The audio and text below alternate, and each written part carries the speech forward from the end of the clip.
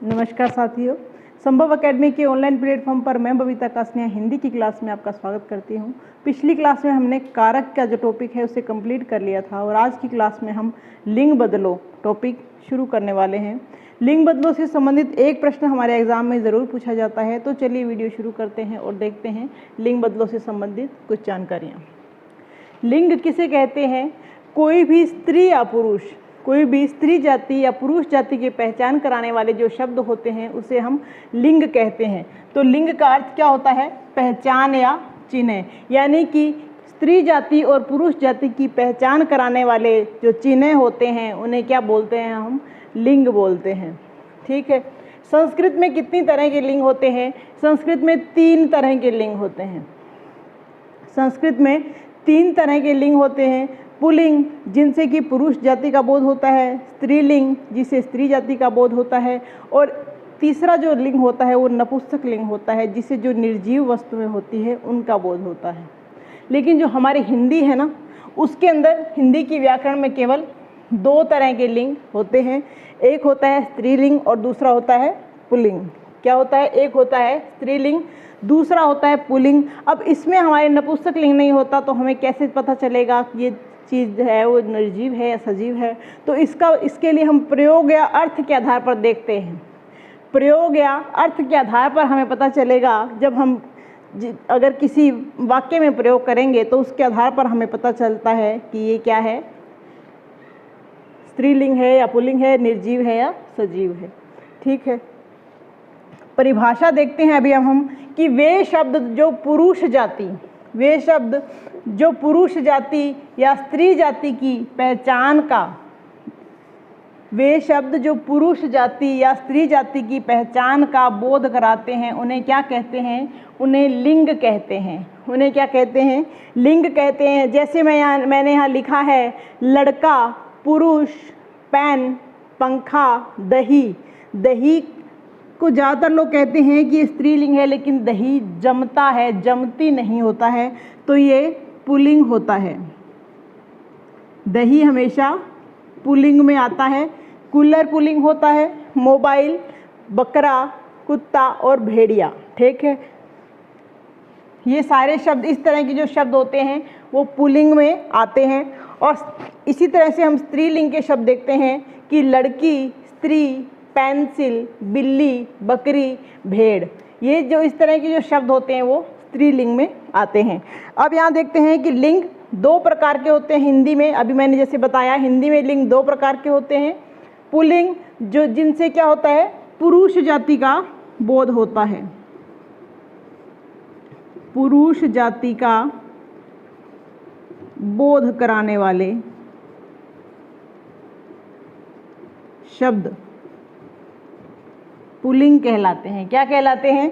Pulling कहलाते हैं। और स्त्री जाति का बोध कराने वाले शब्द क्या कहलाते हैं? स्त्रीलिंग कहलाते हैं। क्या कहलाते हैं?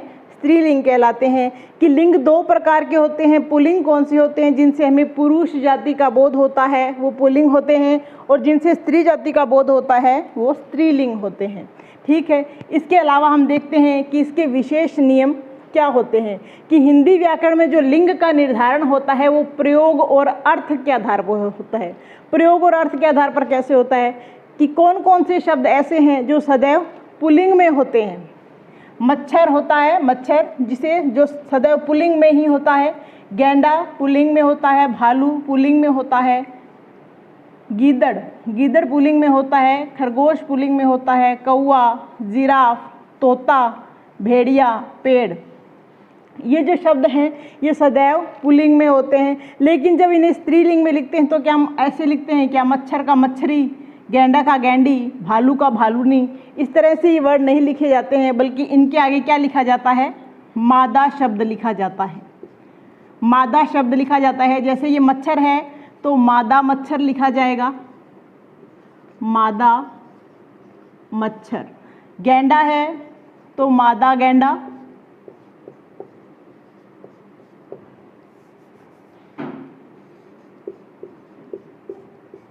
भालू है तो मादा भालू, मादा भालू।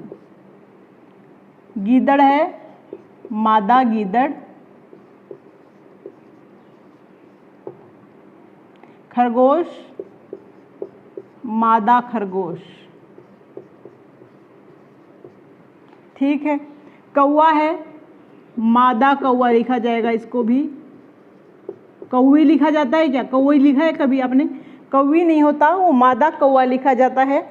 जिराफ को मादा जिराफ, जिराफ, मादा जिराफ। तोता को तोती लिखा है क्या? गानों में हमने देखा है कि तू मेरे मन का तोता होता, मैं तेरे मन की मैना। तो अगर आप यहाँ इसका लिंग बदलो के अंदर अगर आपको तोता का मैना मिले तो मैना कभी नहीं होगा, मादा तोता ही होगा, मादा तोता। गानों में इन शब्दों को इस तरह बोल दिया जाता है जो कि गलत है। तोता का मादा तोता ही होता है। भेड़िया का मादा भेड़िया। और पेड़ का पेड़ ही रहते हैं, लेकिन पेड़ हमेशा पुल्लिंग में ही आता है, स्त्रीलिंग में नहीं होता। पेड़ हमें छाया देते हैं, यह पेड़ हरा है। तो जिस तरह से इसकी क्या होता है, प्रयोग में हम जिस तरह से लेते हैं, अर्थ के आधार पर हम इसे पुल्लिंग ही बोलते हैं, ये स्त्रीलिंग में नहीं होता है पेड़। इसके अलावा कुछ ऐसे शब्द भी हैं जो सदैव किस में होते हैं, स्त्रीलिंग में होते हैं, जैसे मक्खी, छिपकली, भेड़, लोमड़ी, कोयल, चिड़िया, मकड़ी, मछली और मैना। ये शब्द सारे हमेशा स्त्रीलिंग में होते हैं। जब इन्हें पुल्लिंग में बदलते हैं तो क्या आप मक्खी को मक्खा लिखते हैं क्या? छिपकली का छिपकला, भेड़ का भेड़िया, लोमड़ी का लोमड़ा, कोयल का कोयला, इस तरह से कुछ लिखते हैं क्या? जी नहीं, ये शब्द इस तरह से नहीं लिखे जाते। इनके आगे नर लिखा जाता है। क्या लिखा जाता है? नर लिखा जाता है। इन शब्दों के आगे नर लिखा जाता है। अभी हम यहाँ लिखते हैं इनको, जैसे मक्खी लिखा है तो अगर इसका ये स्त्रीलिंग है, अगर इसका पुल्लिंग बनाएंगे, अगर इसका पुल्लिंग बनाएंगे तो हम इसको नर मक्खी लिखेंगे। क्या लिखेंगे? नर मक्खी। मक्खा नहीं लिखेंगे, नर मक्खी लिखेंगे। जैसे छिपकली है, छिपकली, तो इसको छिपकला नहीं लिखेंगे, इसको लिखेंगे नर छिपकली।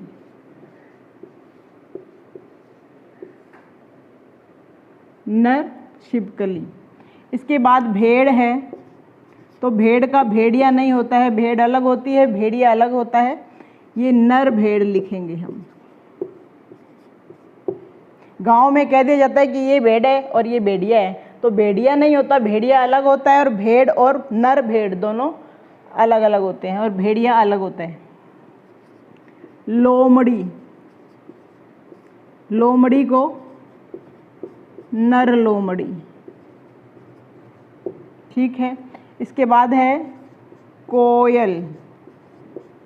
कोयल का भी कोयला या इस तरह से कुछ नहीं होता, कोयल का होता है नर कोयल। कोयला नहीं लिखेंगे इसको, नर कोयल। चिड़िया,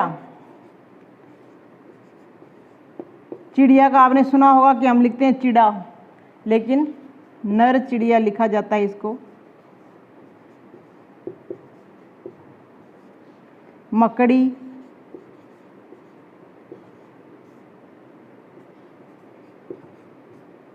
नर मकड़ी। इन सभी को स्त्रीलिंग से पुल्लिंग में जब हम बदलते हैं तो इन सब के आगे नर लग जाता है। मछली का नर मछली। एक से दो क्वेश्चन जरूर ये एग्जाम में पूछे जाते हैं लिंग बदलों से संबंधित। मैना, नर मैना। स्त्रीलिंग या पुल्लिंग दोनों का निर्धारण हम जो वाक्य में प्रयोग किया जाता है या वाक्य में जो वाक्य का अर्थ निकलता है उसके आधार पर हम निर्धारित करते हैं कि ये है, ये क्या है, कि पुल्लिंग है या ये स्त्रीलिंग है। इसके अलावा कुछ जो वाक्य मैंने यहाँ लिखे हैं वो सदैव ये पुल्लिंग में इस तरह से लिखे जाते हैं, और जब इन्हें स्त्रीलिंग में बदलते हैं तो इनके आगे मादा लग जाता है। और कुछ वाक्य सदैव स्त्रीलिंग में इस तरह से लिखे जाते हैं, लेकिन जब इन्हें पुल्लिंग में लिखते हैं तो इनके आगे सिर्फ नर लग जाता है। पुल्लिंग और स्त्रीलिंग को पहचानने के कुछ विशेष नियम हैं। सबसे पहले हम पुल्लिंग को पहचानने के जो नियम हैं वो देखते हैं। पुल्लिंग को पहचानने के नियम कौन से हैं कि देशों के जो नाम होते हैं वो सदैव पुल्लिंग में आते हैं। ठीक है, हम बोलते हैं भारत खेल रहा है, ऑस्ट्रेलिया खेल रहा है, तो ये क्या है, रहा है। जो हम देखते हैं वाक्य में जैसे प्रयोग करेंगे तो उसके हिसाब से होता है कि देशों के नाम भी सदैव पुल्लिंग में आते हैं। लेकिन श्रीलंका अपवाद में है, श्रीलंका एक अपवाद है, श्रीलंका सदैव स्त्रीलिंग में लिखा जाता है। हम बोलते हैं कि रावण ने लंका पर विजय प्राप्त किया, राम ने लंका पर विजय प्राप्त की, तो लंका क्या है, स्त्रीलिंग है। ठीक है, और अब ये श्रीलंका बन गया है तो अब ये भी स्त्रीलिंग में ही इसका। हम बोलते हैं कि श्रीलंका क्रिकेट खेल रहा है, कभी ऐसे बोलते हैं क्या, ऐसे बोलते हैं श्रीलंका क्रिकेट खेल रही है, ऑस्ट्रेलिया क्रिकेट खेल रही है बोलते हैं कि खेल रहा है बोलते हैं। तो अपवाद में सिर्फ ये एक है कि श्रीलंका है, उसको सदैव स्त्रीलिंग में रखा जाता है। दिनों के नाम सदैव पुल्लिंग में होते हैं। सोमवार, मंगलवार, बुधवार, बृहस्पतिवार, शुक्रवार, शनिवार, रविवार, ये सभी दिन हैं, इनको पुल्लिंग में रखा जाता है। ठीक है, ग्रह नक्षत्रों के नाम जैसे सूर्य है, चंद्रमा, मंगल, बुध, शनि, राहु, केतु, इन सब को हम पुल्लिंग में लिखते हैं। लेकिन इनमें एक अपवाद है कि जो पृथ्वी है, हम बोलते हैं पृथ्वी घूम रही है, तो पृथ्वी क्या है, स्त्रीलिंग में है। पृथ्वी को हम हमेशा स्त्रीलिंग में रखते हैं। बाकी सभी जो ग्रह नक्षत्र हैं उनको हम पुल्लिंग में रखते हैं। आगे देखते हैं,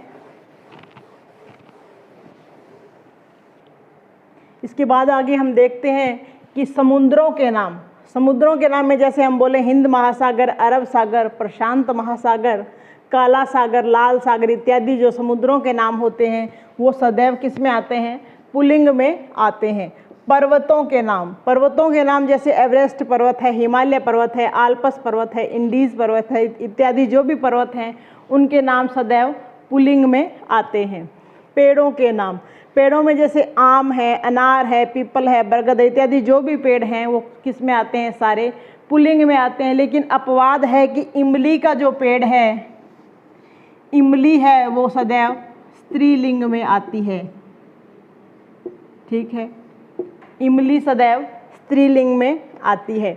हिंदी महीनों के नाम जैसे चैत्र, बैसाख, ज्येष्ठ, आषाढ़, सावन, भादो, तो इत्यादि जो हिंदी महीनों के जो नाम हैं वो सारे किस में आते हैं, पुल्लिंग में आते हैं। हिंदी महीनों के नाम आपको भी पूरे अच्छी तरह से याद होने चाहिए, एग्जाम में इनका भी क्रम पूछ लिया जाता है। अंग्रेजी महीनों के नाम के अंदर मार्च, अप्रैल, जून, अगस्त, सितंबर, अक्टूबर, नवंबर, दिसंबर, ये जो सारे महीने हैं ये पुल्लिंग में आते हैं। इससे भी बहुत बार प्रश्न पूछा जाता है, ये सारे महीने पुल्लिंग में आते हैं। और अपवाद है कि जनवरी, फरवरी, मई और जुलाई, जनवरी आ गई, फरवरी आ गई, मई आ गई और जुलाई भी आ गई। मार्च आ गया, अप्रैल आ गया, जून आ गया, अगस्त आ गया, सितंबर, अक्टूबर, नवंबर, दिसंबर आ गया, तो सबको आ गया यानी कि ये पुल्लिंग है। ठीक है, ये क्या है, पुल्लिंग है सारे, और ये स्त्रीलिंग में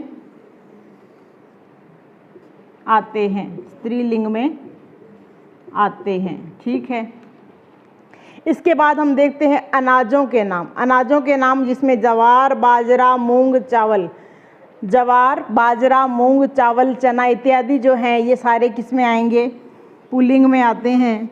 ये सारे किस में आते हैं, पुल्लिंग में आते हैं। और मक्की, गेहूं और जो दालों के नाम होते हैं जैसे चने की दाल, चने की दाल, मूंग की दाल, तो ये सारे किस में आते हैं, दालें किस में आएंगी, दालें स्त्रीलिंग में आती हैं। एक बार फिर से देख लेते हैं। समुद्रों के नाम, पर्वतों के नाम, पेड़ों के नाम, पेड़ों में अपवाद है इमली, पेड़ों के नाम, हिंदी महीनों के नाम जो सारे हैं वो सारे पुल्लिंग में आएंगे। अंग्रेजी महीनों के नाम में 4 महीने ऐसे हैं, 5 महीने नहीं 4 महीने, हाँ 4 महीने ऐसे हैं जो कि स्त्रीलिंग में आएंगे। उसके अलावा जो महीने हैं उन्हें पुल्लिंग में आते हैं। अनाजों के नाम में, अनाजों के जो जवार, बाजरा, मूंग, चावल, चना है, ये सारे पुल्लिंग में आते हैं। मक्की, गेहूं और दालें हैं वो किस में आती है? स्त्रीलिंग में आती है। इसके अलावा 1-2 नियम और हैं जिनसे हम पहचान सकते हैं कि पुल्लिंग और स्त्रीलिंग में कौन कौन से शब्द और कैसे आते हैं।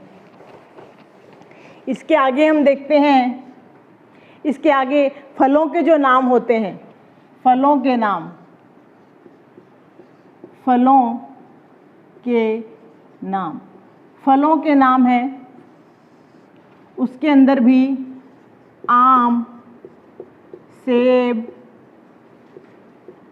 केला, चीकू, अनार इत्यादि कई फल हैं इत्यादि। जो फल हैं वो पुल्लिंग में आते हैं, लेकिन लीची, नाशपाती ये किस में आते हैं? स्त्रीलिंग में आते हैं। ये अपवाद है, ये किस में आते हैं? स्त्रीलिंग में आते हैं। इसके बाद हम देखते हैं,